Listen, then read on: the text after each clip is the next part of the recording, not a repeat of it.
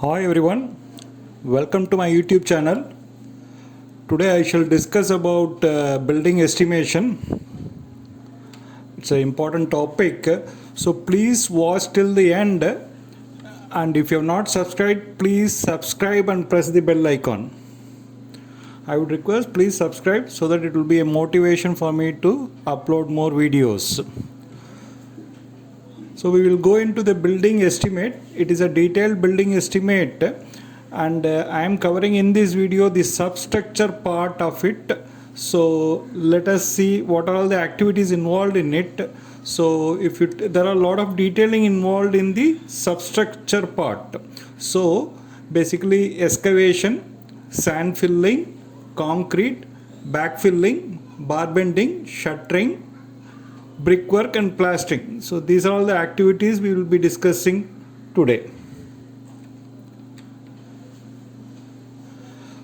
So the content of this section is, so first the purpose of this detailed estimate. So that is one, and building components, the estimate for different building components is being discussed. Checklist required for doing a building estimate is given. And we are discussing about floor level, road level and foundation levels. So other important is high flood level in the local area and list of drawings required to complete a detailed estimate and sequence of activities and various other formats required to tabulate the details of the estimate. So the purpose of the estimate is to have a good understanding of the work. Once the estimate is prepared, we shall be able to calculate the requirements of materials, cement, sand, aggregate, steel, etc. Also, other resource labor management can be planned. Once the estimate is there, we can either we can call for the quotation and we can allocate work, or we can do it on labor rate, and we have different options once we have the estimate is prepared. So this helps to prepare the budget as well as the schedule of the project. Also able to negotiate prices. Now the other purpose is effective project management. What is meant by effective project management is to monitor and control the control and progress of the project. So once we have a detailed estimate, we will be able to monitor and have control on the project. So now what are all the building components involved in a structure? Now we have any building for that matter, you have a substructure, that is basically foundation below the soil and plinth above the ground, and superstructure, that is basically columns, blockwork and plaster, and other component is finishing work. Now finishing work, we have tailing work, door windows, railing works, painting works, elevational works, waterproofing works in toilets, plumbing works and electrical works and other miscellaneous works. So these are all the main building components which is involved in a construction of a building. Now we will discuss about the building components in detail in the substructure alone. Now if you take substructure, we have a foundation, we have underground sump, anti-termite works, and other superstructure if you take RCC work, brickwork, blockwork and plastering and overhead tank. So this is basically the components of the building. Then we will move on to the checklist. Now what are all the requirements to be in hand before start of the project? Now this could be a bigger project or a smaller project, so depending upon the applicability, sometimes like site plan, contour plan may not be applicable for a small area of a buildings. If it is in a large extent, definitely contour plan is required. So it is not applicable. Where it is applicable, it becomes relevance. Where it is not applicable, it is not applicable. So the checklist is detailed here. One is site plan, The second one is contour plan. Then we need to have working drawing GFC, architectural plan, structural plan, and we need to decide upon road level, foundation level, HFL high flood level, and plinth level or floor level. So these details has to be discussed, decided, made available before start of the estimate.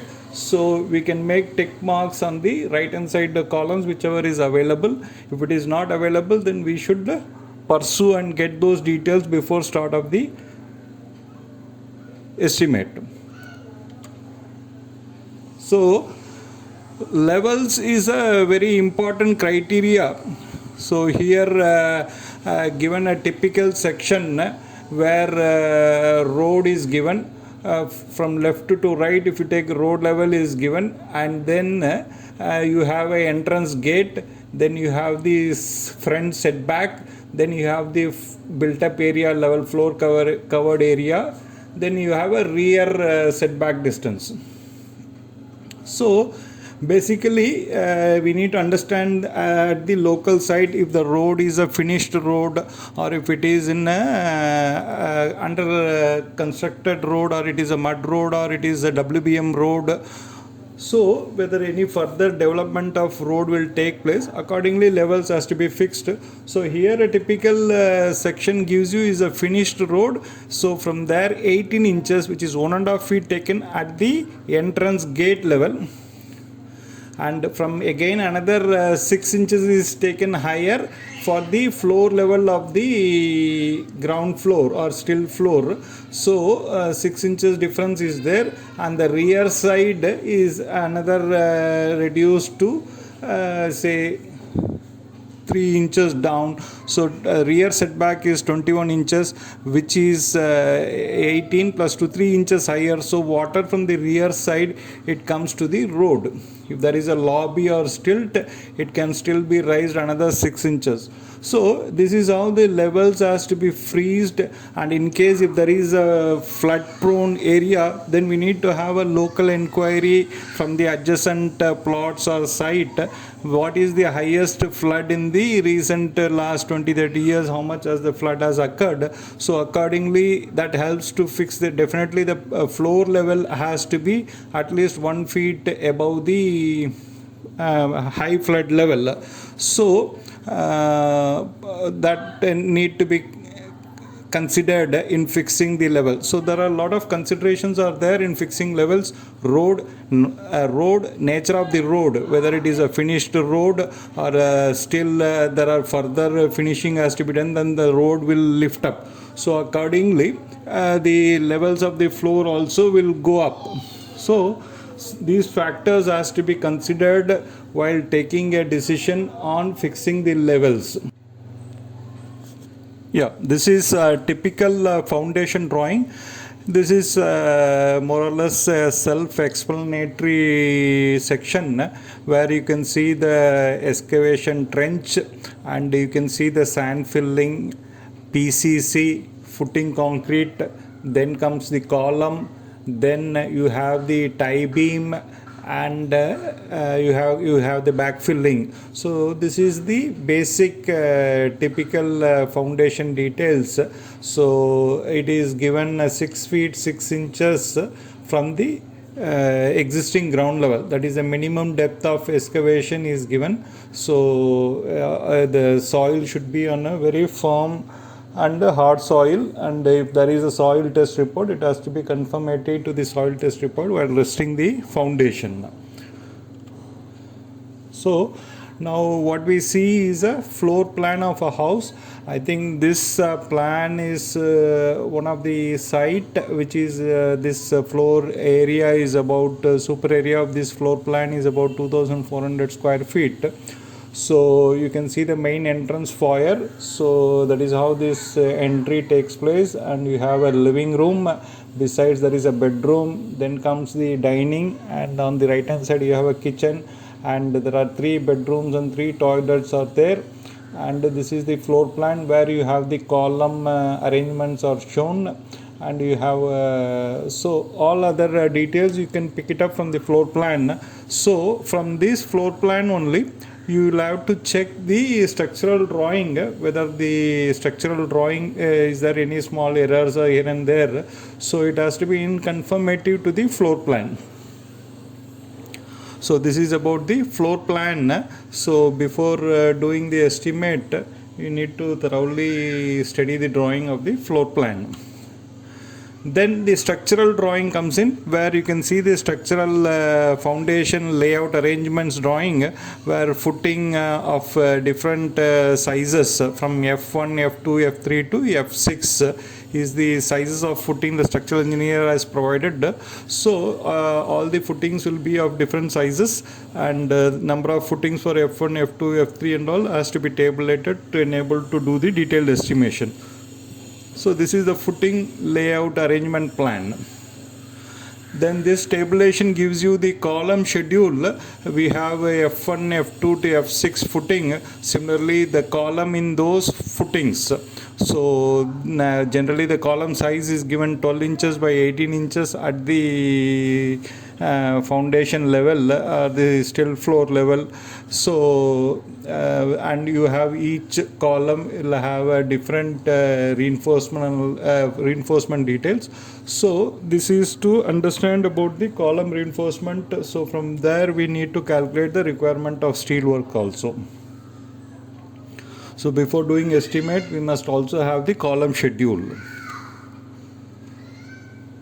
Now we straight see the footing section. So F1 we have a footing plan 5 feet by 5 feet in plan, and the footing section is a trapezoidal section. So depth is about 16 inches and the flat area is about 8 inches. So this is the F1 footing sectional details, and now what we see is the F2 sectional footing details, and this is also the same footing F2. And this is again the same footing details for F3. So this size is 6 feet 6 inches by 6 feet 6 inches, and the section also you can see the variations. 20 inches is the height. So this is F3. Now this is F4. 7 feet by 7 feet is the plan, and the depth, overall depth of the footing is given as 22 inches. And this is F5. Again the plan is 8 feet by 8 feet, and so this is again the footing section details.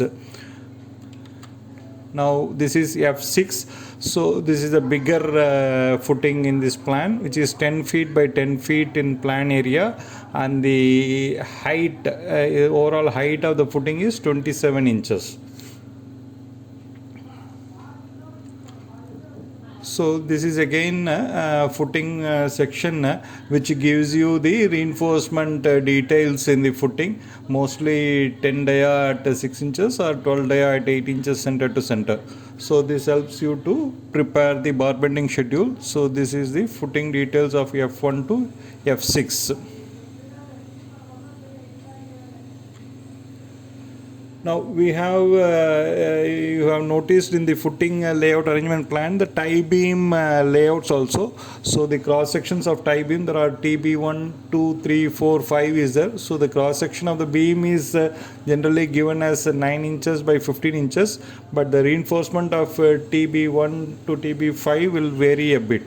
So here it is bottom 12 and top 12 TB1, and TB2 and TB3 if you see, 216 at bottom at TB3 and 312 at bottom at TB2. So these are all the different variation details we need to study during the estimation as well as during the execution part also. So the different diameters are shown, and the stirrups is 8 mm dia at 18 center to center. So this is TB4, 316 at bottom and 212 at top, and TB5 is 320 dia at bottom and 212 at top with 8 mm stirrup at 18 center to center. So we have seen the footing sections and plan, and this is the cross sections of the tie beam. So this is total about the drawing details, but generally this will be available in one drawing sheet, but whereas for the convenience of this presentation I have just given in a different slides. So moving on to the sequence of activities, so we have to start with the estimate part. We have to do the sequence of arrangements of work. We cannot first straight do the shuttering work calculation or brickwork calculation. So it has to be ordered or planned in a sequence manner to estimate things and to tabulate the same details. So first activity is earthwork excavation, then comes the sand filling, then you have PCC foundations, then RCC footings, RCC short columns. RCC short column is what? From footing to the bottom of the plinth beam. So plinth beam also has to be decided while fixing the levels. Generally it is laid 4 to 6 inches below the ground level. So plinth beam has to be planned. So that short column is between the footing top to the plinth beam bottom. Then of course for all footings and columns reinforcement work, and for the plinth beam you get shuttering work and brickwork above plinth. So once you decide the height of the floor level, so there is a brickwork which will be above the plinth level. So then once the plinth brickwork is done, earth filling has to be done, and then PCC flooring will come in. So this is the abstract detailed estimation format where you need to have footings of F1 to F6. Numbers have to be counted from the drawing. As per the sizes, you can feed the sizes and based on the sizes you get the quantities. So what is basically is required is you need the drawing, and from there you can straight pick, and this is the format. So sand filling for the footing and PCC 1510, and you have a plinth beam also sand filling. So this can be tabulated in this fashion. So next RCC footing and plinth beam concrete, then column concrete. Then once the detailed estimation is prepared, then we can work out the abstract of quantities. Maybe in the next video I will try to fill in the quantities part also, and if you have time, you people also, all the details are given, can be easily taken out. So this video is basically to give an idea about the detailing how to proceed with the building estimate, especially in the substructure part of it. So all these details will easily guide you through a proper process where you can easily complete the estimation part of it. So in the abstract, you just pick up the overall quantity of earthwork excavation, backfilling, sand filling, PCC. So once you get the quantity here, then from here you will be able to calculate the required materials of cement, sand, aggregate, steel, etc. And for again you need to have a rate analysis. You can feed the rate, then you can calculate the budget, or you can invite quotes. It depends upon the nature of contract. It is a labor rate contract or with material contract. So all these decision matters. So once the estimate is there, you have the flexibility to go either way. So thanks for watching. So if you like, please subscribe and press the bell icon. Thank you.